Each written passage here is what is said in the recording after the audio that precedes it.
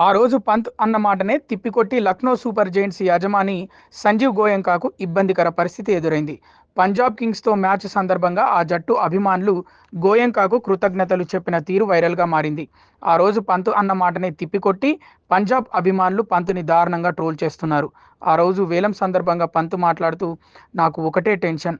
పంజాబ్‌కు మాత్రం అస్సలు వెళ్ళకూడదు అని మొక్కుకున్నా. నేను ఆడకూడదనుకునే ఒకే ఒక్క టీం అది" అని పంత్ వ్యాఖ్యానించాడు.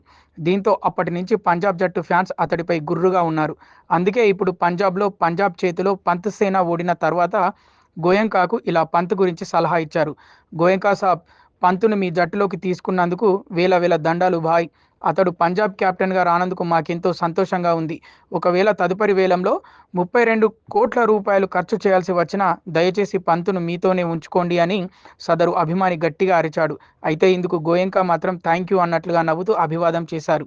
ఈ దృశ్యాలు నెట్టింట వైరల్ అవుతున్నాయి. కాగా ఐపీఎల్ 2025 మెగా వేలం ముగిసిన తర్వాత రిషబ్ పంత్ చేసిన వ్యాఖ్యలే ఇప్పుడు ఒక రకంగా గోయంకాకు ఎదురైన అవమానానికి కారణం. 2024లో తమ జట్టుకు టైటిల్ అందించిన శ్రేయస్ అయ్యర్‌ను కోల్కతా నైట్ రైడర్స్ వదిలేసింది.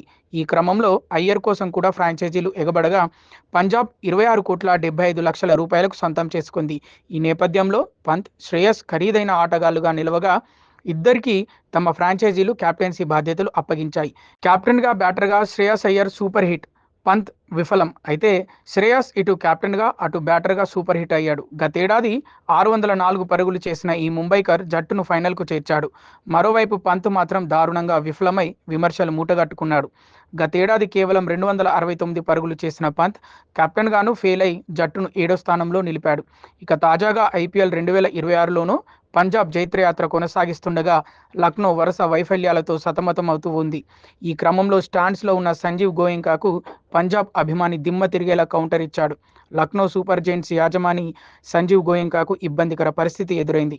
పంజాబ్ కింగ్స్‌తో మ్యాచ్ సందర్భంగా ఆ జట్టు అభిమానులు గోయంకాకు కృతజ్ఞతలు చెప్పిన తీరు వైరల్‌గా మారింది. కాగా ఐపీఎల్‌లో 2022లో లక్నో జట్టు కేఎల్ రాహుల్ సారథ్యంలో ప్లే ఆఫ్స్ చేరింది.